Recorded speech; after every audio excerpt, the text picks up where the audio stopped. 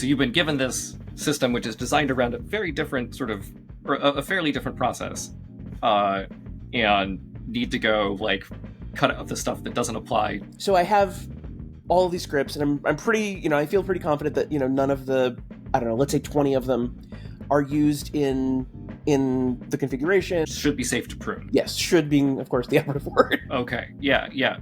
But also, this is on the running system. This is like, there's only one system. There's no other way to do it. So it's 4 p.m. The nightly batch job is going to start running in a few hours, and you're sitting at the console, logged in, and you're like, all right, I can do this. Essentially, the order of operations, as I understood it, is move the files, wait to see if anything explodes, and then go home. So okay, I move the files, and everything's quiet. I'm like, okay, cool. This seems good. I mean, I was expecting precisely nothing to happen anyway, and it looks like nothing happened. So great. I go home. Whatever. I go to bed. I get up the next morning, and I take a look at my phone and notice that basically everything's on fire. Okay. Howdy, folks. Welcome back to the War Stories podcast on Critical Point. I'm Kevin Riggle. We are here with Julia Lunetta to talk about that time she broke production, because that is what we do here, is tell incident stories in public. There's not really a lot of preamble since the last episode. We are still available everywhere you get your podcasts at warstories.criticalpoint.tv, as well as on YouTube. But with all that said, we will roll the titles and kick off.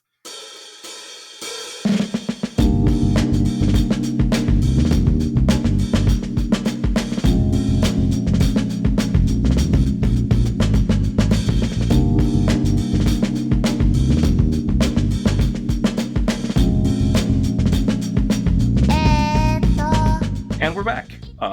Once again, the Critical Point podcast, the War Stories podcast on Critical Point with Julia Lunetta. Julia, can you tell us a little bit about yourself and how you found yourself in a place to break production? Sure thing. So I'm currently a Scrum Master for a large financial company, but I have bounced around between like HR tech, briefly worked for a company that did software development for online poker and casino, and all the way back to the investment side of the financial industry, which was my first real job out of college, which is where I broke production. Okay. So this was a 529 company. I don't know what does that mean? What is that? So 529s are tax-free or tax-advantaged investment plans specifically for education expenses, usually for colleges or college savings plans. Okay. Yeah, exactly. I thought that was what that was, but okay. No, it's cool. Fine. They're between the numbers and the jargon in the financial industry. I should know better, but I clearly don't.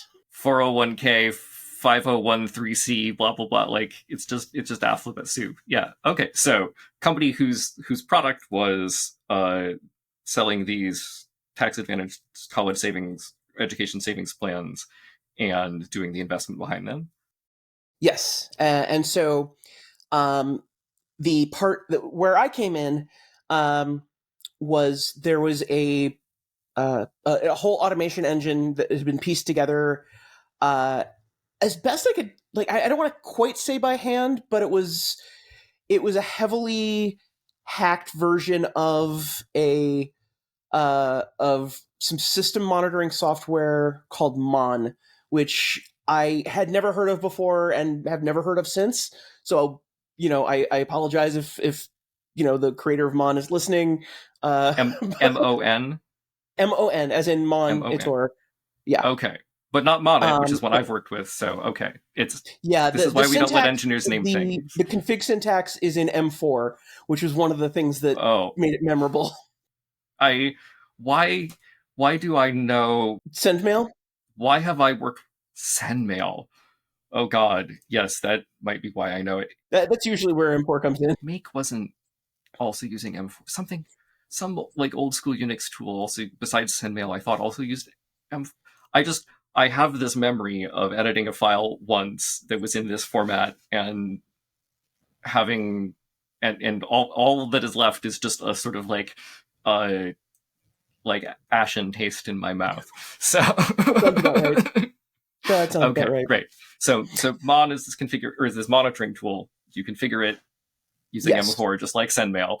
Yeah.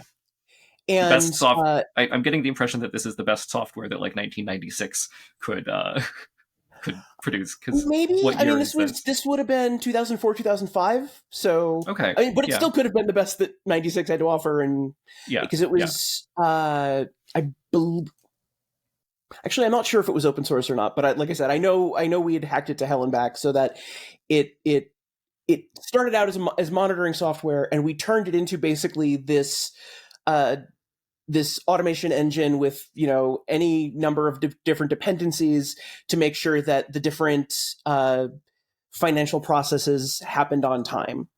Yeah, so each dependency would be something like, is it happening in the proper time? So, if you say, feed X is only supposed to happen between 4 p.m. and 8 p.m. on Tuesdays, it checks that. And then if it's within that period, it'll return a 0, which means go, or it'll return a 1, which means don't. And basically, you can line up as many of these as you want. And once everything across the board is 0, has returned a 0 in the last, I think we generally set it to like everything would run through every 5 minutes. That if everything was green, then the actual action would kick off. Okay. Oh, interesting. So sorry, just backing up a sec because mm-hmm. I'm trying to make this a general audience podcast. Yes. Yeah. And so okay. So also, can you say the name of the company, or is that not something you sure. want to? Yeah, I'm not sure what the this was Upromise Investments. Oh, okay. Cool. Which was which I guess if we're giving the full context was sort of being spun off from the Upromise that if people know the name, from seeing it in like shop supermarket aisles and things like that, on grocery carts and everywhere.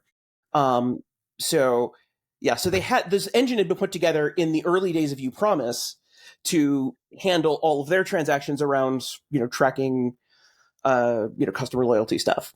And they basically just took it, intact, copied it over to a different stack of boxes and said, here's your automation engine for running investments.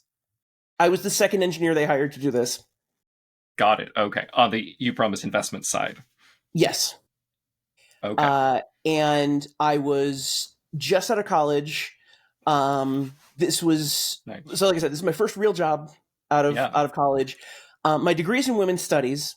Okay. Great. And I haven't. I never actually in my college career took a CS class. Okay. But like ever since I was, I don't know, 8, 9, 10, I was like messing around with computers and hacked autoexecbat and configsys to bits to get my little like 386 to play Wing Commander or whatever it was. MS-DOS. Yeah. Yes. Okay. Oh yeah. Yeah. Dealing with MS-DOS, I remember those days. Remember when Windows was just an app that you ran on DOS? Yes, I do. Those were those days. I remember running out of IRQs. Don't miss them. Oh yeah, having to manually configure, the sound cards and everything else, IRQ, DMA, and oh god, why do I still remember this stuff? Right. So you were self-taught. I mean, like one of my first bosses, and one of a great engineer I know was like a Russian studies major, and like they're in that era. It was like so many of us were self-taught. CS was a piece of the puzzle, but you weren't going to necessarily learn software engineering from that either. And so the only way you really learned that was apprenticeship and trial and error, basically. Okay. So you're fresh out of school. You with all of this practical hands-on experience, you're like, I got this. Well, it was great because when I was hired, the person who was my manager initially in the interview process, I remember this, clear as day. He sort of like, talk me through a troubleshooting example you had, because I had mentioned that, I mean, basically my most recent job at that point was I had been a user assistant in college, so basically tech support for fellow students, and so dealing with everything from like I can't print to anything and everything else. I mean, the one the example I gave was a person who came in and her desktop was it was basically complaining it wasn't finding the OS. I used to remember the specific. No boot disk found. Yes, that was it. Yes. Still the same error message. I got it like 6 months ago, and some things never change. No. Fortunately or unfortunately. And anyway, to skip ahead, this is not the story I'm trying to tell. Right. Basically, she'd had this machine forever, and the CMOS battery had died. Oh, okay. So there we go. So it was a process of like through, I think, 3 or 4 visits of like, oh, this happened again? That's weird. Oh, yeah, okay. The first time it's like, all right, go into CMOS and set the drive, or whatever else, and then and then go. Oh, there we go. Yeah. But it took a couple times to sort of figure out what was actually going on. Yeah. And so for folks who have never opened up their computers before, yes. when your computer is off and unplugged, it still needs to keep the time. Even if it doesn't have a battery in it, like a laptop or whatever. Exactly, yeah. And so even in your desktop, there is a tiny little coin cell whose job is just to keep the clock running. So yeah, if the battery in your desktop dies sufficiently hard, then the BIOS will lose all its settings. So should you find yourself in that situation, go and you have an older desktop, now you have a guess as to what's going on and can go in, and it's like a $3 part from the it's hardware store. Essentially the same kind of coin cell you think of as a watch battery or exactly. So okay, so that was the story that you told in your interview at Upromise Investments. Yes, and the manager was impressed and said, okay, and the line that I remember that he said was basically, I don't care if you know this stuff, I can teach you this stuff. Yes. I want to know you know how to think. Yes. And I've never forgotten that, and it's stuck with me, ever from 2000 whatever all the way through. Yeah. That was a lot of my early interviews too. That was kind of the philosophy. I was getting hired for this internship with the Russian studies guy around the same time, and that was kind of his same philosophy, was not so much that like you've ever done anything like that before, because at that point I had not had a full-time dev job. This was I was a freshman and I was looking for an internship, but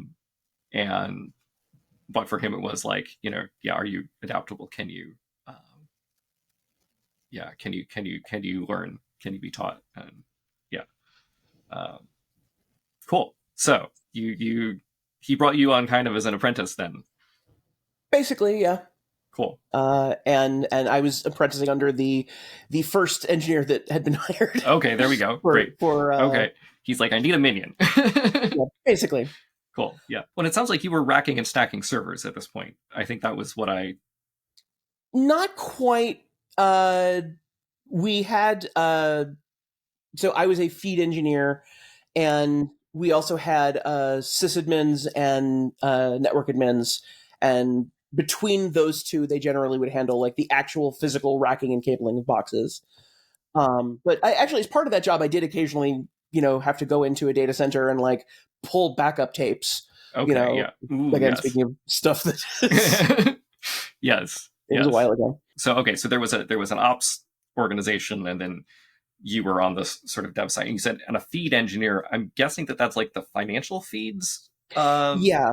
So essentially, so we had all the different dependencies and everything else that lined up, and then the action that would actually get kicked was by Mon was just a shell script, and the shell script would have some basic environment setting stuff in it, and then would run the relevant bit of Java code that Java developers had provided to us. So what I think I've taken from this is that Mon is basically, it's like a web service.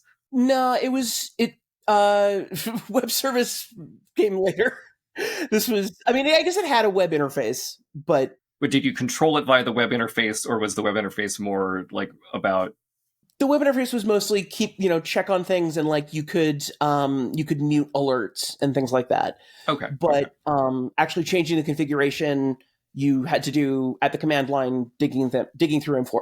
Digging through M4, digging through the configuration files. Okay. Mon as a service, then it's got a web front end, but it's running effectively. I don't know. There's like a process running on the server, which is almost like it's sort of like a fancier version of cron, which is the like scheduler program, which lets you run tasks at scheduled times or scheduled intervals. So it sounds like it's a slightly fancier version of that. Yeah. So, so, like I said, we have the basic dependencies, like, is it during, the stated period of the feed? Okay. Is the feed manually held? If it's been manually held, Okay. then it shouldn't run no matter what. So what are these feeds? So the feeds would be, so each of the actions had a verb, and the feeds all had specific verbs that were send, load, and run. So what send would do is generate a file on disk from data in the database. Load would basically do the opposite of that, take a file on disk and read it into the database. And run was just some kind of daemon that would move data around within the database. Got it. Okay. And what kinds of data are you moving around?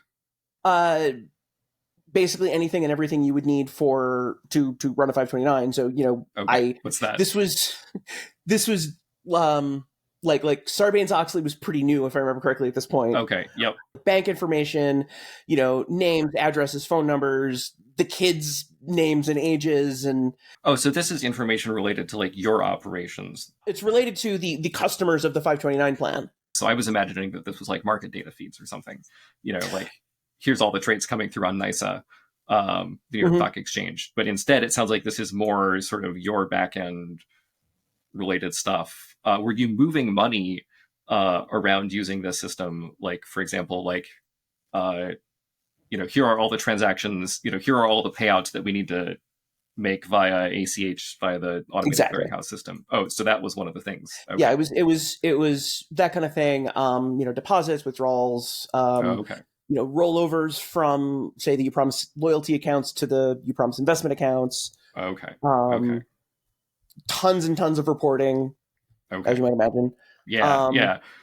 Like the reporting and the compliance work is far more complicated and onerous in my experience than the actual, moving money around bits. It's like moving money is easy, convincing yourself that you haven't moved it to the wrong place and that if you have debited it from one place, you have credited it to the other place and aren't going to, haven't double counted something somewhere. Like all of that's all the work of finance. Moving money is the easy part. That's literally just like a, one line in a database table somewhere. So, yeah. So this is the brains of the operation. Like this thing running in Mon is like all of the business operations backend. The business operations backend, the reporting backend in a lot of cases, and also we had a sort of sister image of Mon that was basically doing all the alerting.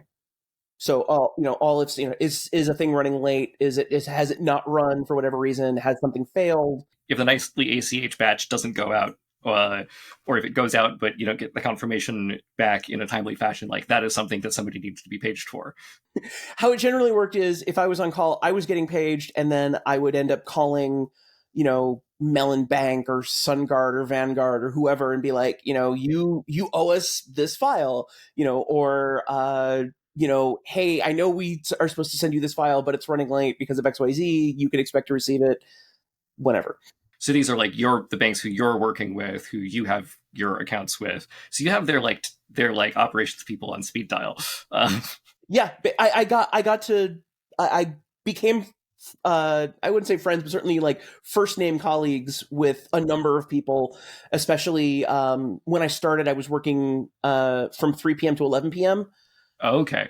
So like the overnight person, I got to know pretty well. Oh, fascinating. Okay. The 3 to 11 thing was basically because all of the day end transactions had to be in by, I think it like the nightly cycle as it was called started at like I think 8:30, something like that.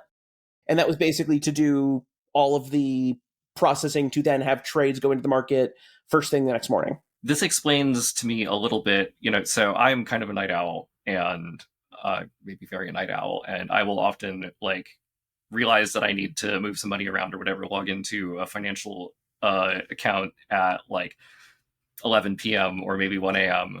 or maybe later. And I will, less so these days, but still on a somewhat regular basis, encounter we're sorry, our systems are down between, 10 p.m. and 6 a.m. Please come back at a more reasonable hour. And I'm always annoyed by that, not least because my background is at places like Akamai, where like we can't just be like, we're very sorry, the internet is off between. We're just going to turn the web off for a few hours. Turn the web off for a few hours. Yes. Akamai, big content distribution network. We were responsible when I worked there for about a quarter of the traffic on the web. Okay, so you've got this backend system, which is responsible for really all of the operations. You're on the phone on nights when the files don't come through, which are, I assume, like being FTP'd from point A to point B. FTP, SFTP, FTPS.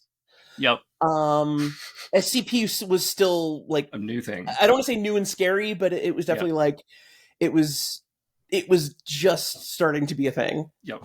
Yeah. These are all methods for moving files around computers. FTP is maybe the oldest one. It's not very secure. That's right. In fact, it's not secure at all. It's also kind of a bad design in a lot of ways. And so we've been trying to push people to things that have security baked in, like SCP and SFTP, but it's been a long road. I think the financial industry has finally all moved over to at least SFTP. Working in finance, which I am now again, feels decidedly different than it did, those many years ago. Largely along those kind of lines where, like regulation and oversight and like not only needing to be like, yes, we've checked XYZ, but proving that, it would be at worst highly improbable, if not impossible, to do XYZ bad thing, All right. So we've got backend operation system. It's responsible for moving like hundreds of thousands of dollars, millions of dollars around. Yeah, it became millions pretty quickly. Yeah. Actually, what am I saying? It became billions pretty quickly with millions of customers. Okay. Yes. During the time I was there. So great. Okay. And it's running on some servers that the ops folks have put together. And when you're making changes to how stuff runs, are you like, how much of a change management process is? Well, no, actually, I'm getting ahead of myself. I'm getting ahead of you. So what was the first thing you noticed? We've got this context. We know where you are. What was the first thing you noticed? One of the first sort of projects or tasks, I should say, I was given as a new hire was basically, we copied everything over from the Upromise loyalty stuff. There's a bunch of stuff in here that got copied over that we don't need. Like, I think there's various things about like checking validity of like grocery shopper cards or whatever, and like, okay, the investment side doesn't need to deal with any of that. Okay, because I've forgotten now, what was Upromise loyalty? That was the original Upromise, and I forget what the business model was. So the business model was you sign up for a Upromise account and register like your credit cards, debit cards, etc., and then when you buy Coca-Cola or Huggies or some name brand item, some percentage, 2 to 5 or 10 or whatever, depending on, whatever the customer wanted to pay, some percentage of that money would go into a savings account, which was not a 529, but was just, and then eventually you could roll that over into the 529 when that became a thing. Oh, that's right. So Upromise was the first sort of like save the change program. Not save the change in terms of like, we're going to like, if you've spent $3.68, we're going to add the extra 32 cents. This was, just a fixed percentage of however much you'd spent on a grocery bill. Oh, and so there you needed like people's bank feeds to come in so you could figure out how much. Yes, that's why the card registration and such had to happen. Got it. Okay. I remember seeing that. I remember being like, under no circumstances am I giving you all my entire financial information. And like, how are y'all making money on the back end? Some of it was information, I believe. I remember hearing like full cart data or full cart something being talk about a lot. So basically, like, not only are you buying Coke, but you're buying, all these other products. Good data to tell them people who shop at Target also shop Yeah. at, I don't know. Then the 529 savings plan stuff was spinning out of that. Were these separate legal entities, or It became a separate, it became a separate legal entity. Eventually, it got spun off and bought by Sally Mae. oh, interesting. Yeah, in the last couple of my years there, not a fan. But anyway, So you've been given this system, which is designed around a very different sort of, or a fairly different process, and need to go like cut out the stuff that doesn't apply to the 529s. so I have all of these scripts, and I'm pretty, I feel pretty confident that none of the, I don't know, let's say 20 of them are used in the configuration, so they should be good to just get moved. These should be safe to prune. Okay, should be safe to Exactly. move out. Okay, Yes. cool. Yes, should being, of course, the operative word. Right. Yes. So like I was trying to be, you talk about the change control thing. I mean, there was no formal change control by any means, but I was trying to be very, very conscious about it. Like, okay, here's the list I've got. I've run the test a couple times, and it's still giving the same values.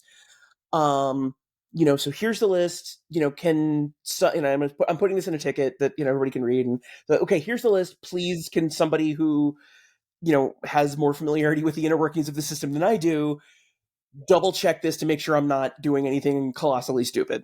Right. Yeah. Okay. I phrased it a little better at the time, but you get the point. That was certainly the intent. The sentiment, yes. Yes. Good. So a couple days go by and I don't hear anything, and I at one point I poke my I post the first engineer was hired who became my boss. Like, hey, I think we're good to move these things out, but I just want to confirm you've looked at the list, right? This is all good. It's like, yeah, it's fine. Don't worry about it. Go ahead.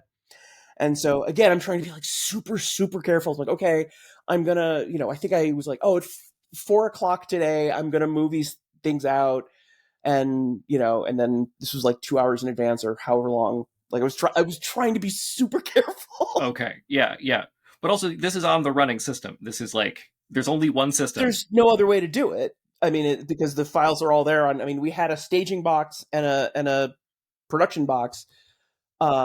And I mean, this was all, we were basically running this whole thing on, I think, a grand total of 4 Solaris boxes when I started. They eventually got upgraded to Linux. Okay. Ooh, yes. Well, when you're interacting with, third-party systems, and a lot of them, it sounds like, and you're, orchestrating them, and you can write a test suite for that up to a point, but ultimately, like, the only fully complete and correct model of, BNY Mellon servers is BNY Mellon servers. So, like, you are gonna find some things out face first, whether you want to or not. And there's only so much you can test ahead of time. So, okay. So it's 4 p.m. The nightly batch job is going to start running in a few hours, and you're sitting at the console, logged in, and you're like, all right, I can do this. I'm going to... Yeah, so this was... Yeah, I was still working days at that point to get up to speed, because I was going to do it and then the idea was I'd be leaving, an hour or so after that. Essentially, the order of operations, as I understood it, is move the files, wait to see if anything explodes, and then go home. So okay, I move the files. Yep. I put in the ticket, like, I'm moving the files right now. I move the files. I put in the ticket. I just moved the files. I'm watching my inbox to see if alerts start going off or anything else, and everything's quiet. I'm like, okay, cool. This seems good. I mean, I was expecting precisely nothing to happen anyway, and it looks like nothing happened. So great. Okay. Yeah. Great. So, I go home. Whatever. I go to bed. I get up the next morning, and I take a look at my phone, or whatever. I don't remember whatever device I was using at the time that accessed work mail. Right. And notice that basically everything's on fire. Okay. So I log on from home and I'm like, oh shit, what happened? What did I do? What possibly is going on? And when you say that everything's on fire, it's like your inbox is full of people being like, hey, this thing didn't run last night. Why didn't this run last night? Or Yes, but not some of that, and tons of messages from my fellow ops people, basically like, it looks like none of the overnight stuff ran. What happened? We need to run all of it now manually, step by step, because it's all way out of the normal period. And Okay. so by on fire, I mean, I remember, I think just about the entire ops team was actively working this, like running. It's like, okay, I've run this. Okay, wait for that to finish. Okay, now you run this, and it was like a tiger team, all hands on deck kind of thing. Yeah. Yeah. Um, Okay. and so I log on, and think, oh my god, what did I What did do? I do? Yeah. Yeah. Fuck. This is um, my fault. yeah, exactly. And I talked with one of the senior people who was doing most of the firefighting. I was like, I don't understand what happened. Like, it looked like everything was fine. I gave it time. I looked, and nothing was happening. And uh, basically, there was one tiny shell script that, if I remember correctly, was called Task. Okay. Task consisted, if I remember correctly, of a single line that was, I think it was echo $star. So it just would repeat out whatever command line arguments you'd passed it, and it would just Okay. spit that out to standard out, or the Okay. command line, or what have you. Right. And so, I remember looking at this at the time. So I went through and looked at like the ones I'm moving. I'm like, Right. this is a grocery thing we don't need that. Right. It looks like we're not using this anymore. It looks like, okay, this obviously isn't anything. What is this doing? Yeah. Um, Somebody left in some debug code, maybe. yeah, Like, or like, I figured it was, something like that, or like a test action, or yeah. something like that Yeah. was, Yeah. from ages ago. Because it was, I'm trying to remember if they're like, I was going to say like that it was dated however old, but I don't actually remember that for sure. Um, but anyway, it turns out that that file is basically what makes Mon actually do anything in the way we'd hacked it to hell and back. Right. Because, like I said, it's not normally supposed to do a thing. It normally would just like send an email, Okay. or like display on the web thing. This thing is now red as opposed to green, or whatever. Yeah. Okay. Um, Mm. so what was happening is the dependencies were going along their merry way, Hmm. but and but whenever it tried to fire an action, it would try to fire it, and it would fail, and it Okay. failed silently. Okay. And so Okay. it looked like everything was fine, but nothing was actually happening. Nothing was actually happening. Okay. And remember I said this was Mon was using it? Yeah.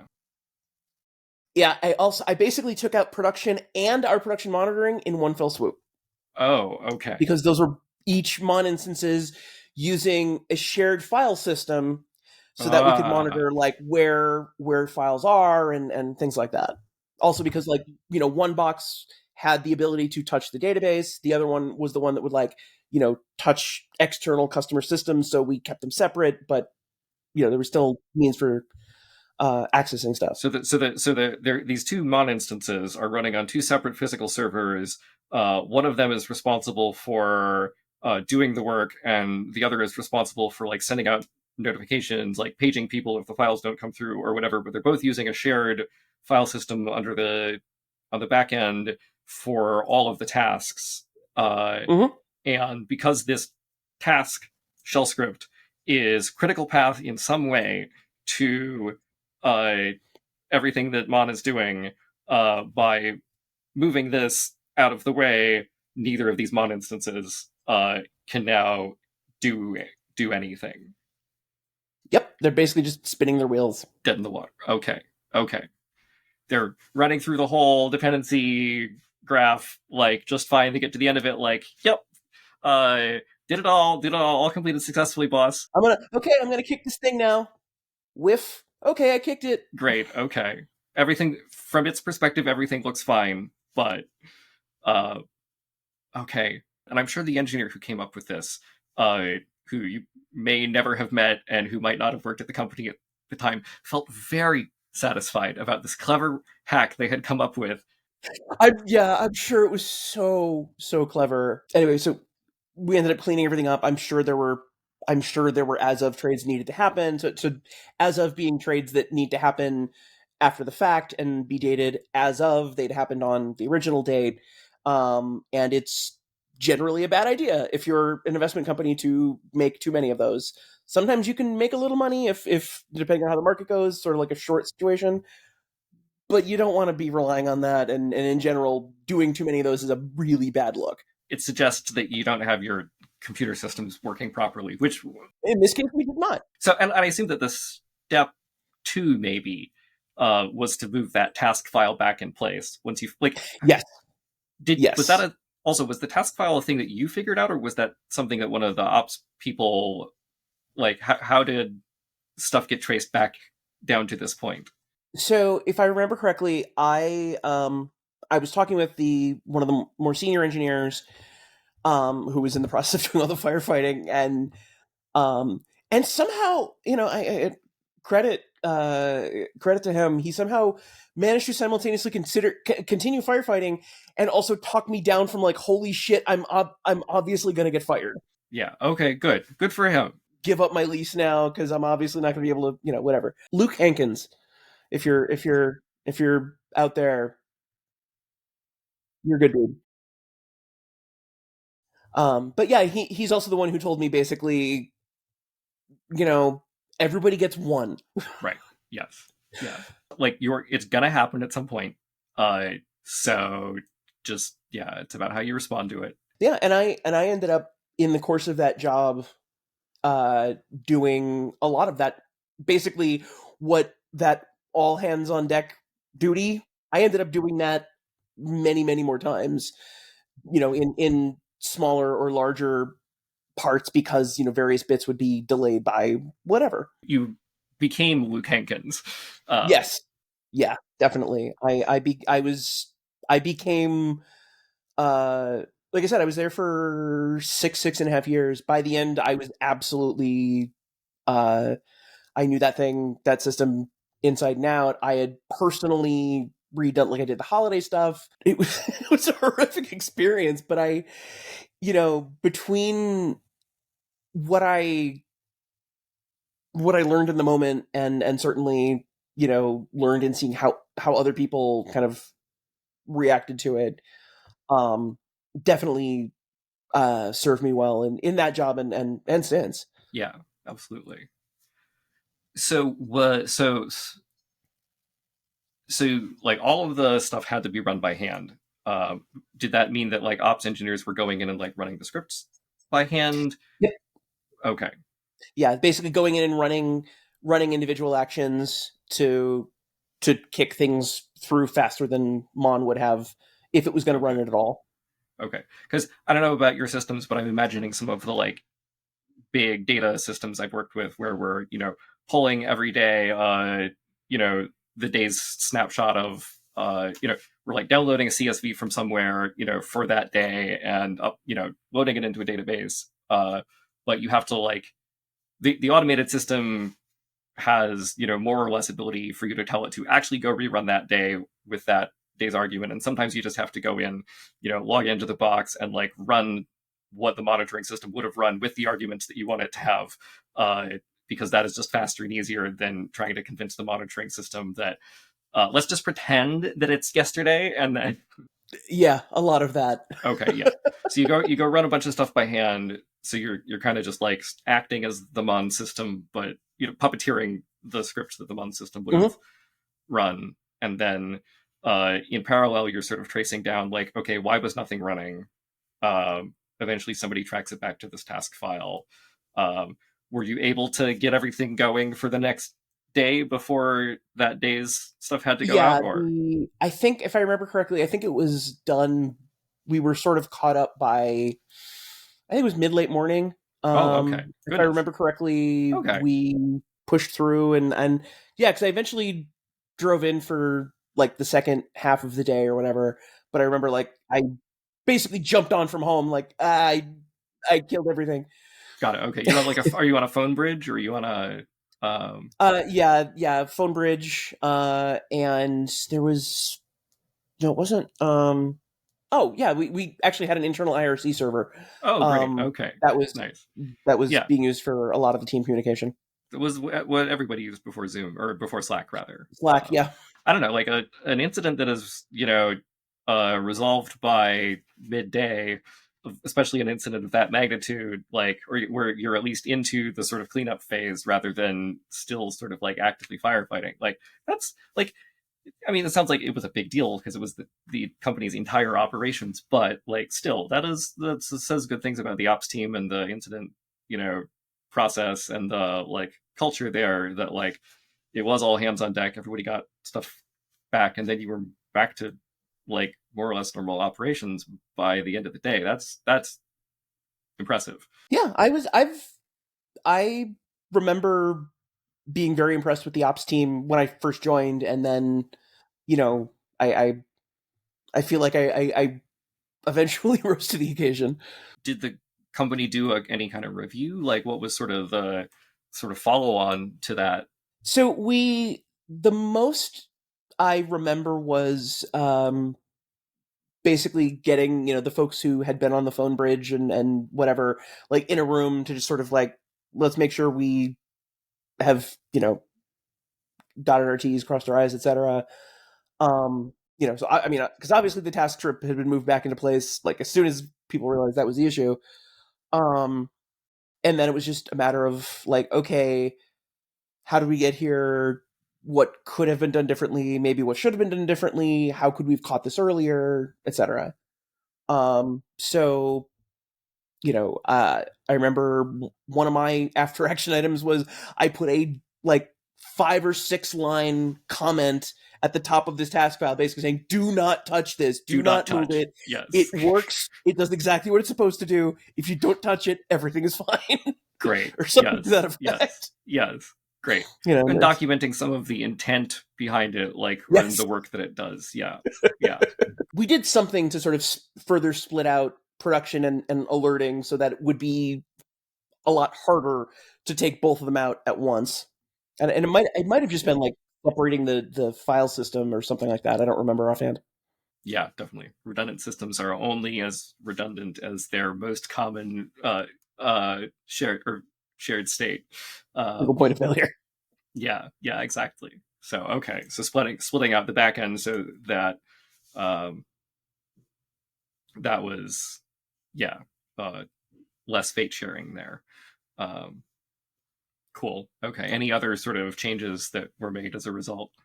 Oh, actually, well, I mean, this had kind of been an ongoing process, but we definitely made sure we had, I mean, not just general documentation on like how does everything fit together, but like very specifically, like here's what has to happen in the nightly cycle, step by step. Here are the specific actions that need to happen. With notes about like it needs to happen within this time or what have you. So making sure that it was as clear as possible. That's, when I talk about, my colleagues will know this. I always talk about like, write something like you would have, like you would want it to be written if you had to debug it at 3 a.m, 6 months from now. Yep. Yeah, exactly. Because I've done that so many times at this job. Because you will, yes. And you will thank you of the past or hate you of the past in direct proportion to 6 to 1. Yeah. Cool. Yeah, okay. So that was definitely that was another skill I learned, was basically like make sure you have enough of the overall system flow in your head that you sort of understand where like your piece fits in and how it impacts other stuff or vice versa. Yeah. So that you can sort of you can kind of line the dominoes up again, as it were, after everything's gone blown to hell. Right. We're always like evolving our model of the systems we operate and interact with. And those systems are also themselves always evolving. And so keeping ourselves in sync with them and is a key part of the work. And when things break, that is the opportunity. That is a sign that our mental model of the system and the system itself are out of sync. And it sounds like folks were pretty like, I don't know, what we would these days call blameless in the retrospective. Like there wasn't a lot of finger pointing or like, um, it sounds like the organization handled that pretty well. Yeah, it was very much the, okay, we know what happened. It's documented basically exactly when it happened. And it was essentially, well, Julia, you were obviously trying to be extremely, you obviously were being extremely conscientious about this whole thing, but, stuff happens anyway. And it was very much the like, everybody gets one. So, I know that I was never going to touch that file. Right. I mean, aside from adding a comment, I was never going to touch it again. Right. Yes. In fact, you didn't make that mistake again. Yeah, I didn't. And I mean, nobody else did, at least while I was there, Sounds like the organization also like took its own steps. Like it wasn't just you who were responsible for the cleanup, but like some of the rest of the organization took on work to like split out the file system backends and like it was a good group of people to work with, and many of them I've kept in touch with in the intervening years, and so yeah, and actually some of them have we've kind of followed from one job to another. Oh yeah, for sure. Yeah, cool. Was there anything else that stood out to you about the experience, or that like you feel like you learned, you took away to later work? Mm-hmm. I'd say probably the big one is, it felt like a very clear object lesson of the importance of both positive and negative testing. Okay. So not just testing that nothing explodes, but making sure that everything is still happening as it's supposed to, actually working. Okay. Yeah. Maybe sticking around a little, maybe staying a little bit late to like watch the nightly batch job. Yeah, I mean, or even just double checking, like, okay, this action has run. Did it actually do anything? Oh yeah. If it Right. would have been possible to detect that a lot earlier, then holy crap, the nightly cycle didn't run. Okay. Yeah. But yeah. Oh well. Yeah. Because I guess if you're watching the web interface, it's just like, well, green across the board. Yeah. Stuff's green. Occasionally, stuff is going green and then turning. Whatever. I feel like that's a danger of dashboards, or is that we believe them and they are only ever still only ever a representation of the world and not the world itself. That's surprisingly relevant to a lot of what I do. A lot of what my teams currently do is we provide internal visibility with dashboards to various other teams to check on. A lot of it is job status and and things like that, but also, well, yes, a Kanban board is also only a representation of the world and not the world itself. So yes. Yeah, or a Scrum board, or all of that. Yeah, it's green across the board, boss. Yeah, like, okay, we our velocity went up by 10 points. Like, okay, did you actually? Is that good? Did you give us more code? Did you give us better code? Is there something I can show the stakeholders?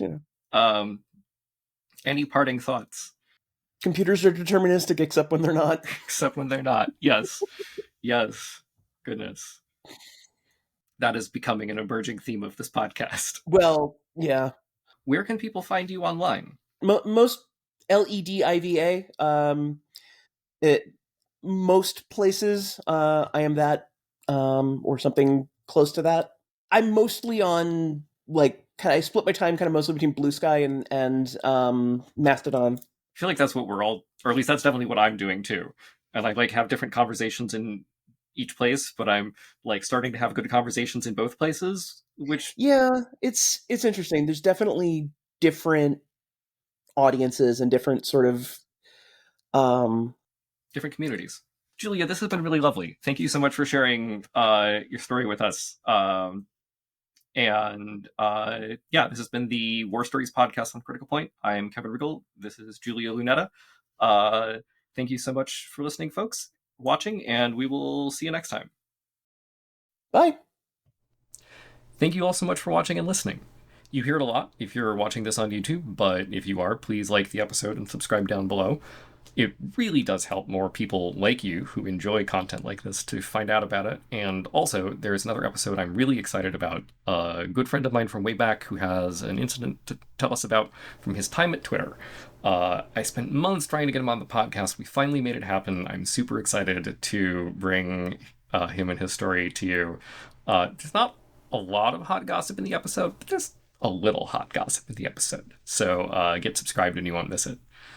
If you've encountered a truly incredible hack in the wild, like the one that Julia tripped over, tell me about it in the comments. And if you're watching this on YouTube, but you'd also like to listen to the audio version of the podcast, we're now available on all the major podcast platforms. You can find links as well as full edited transcripts at warstories.criticalpoint.tv.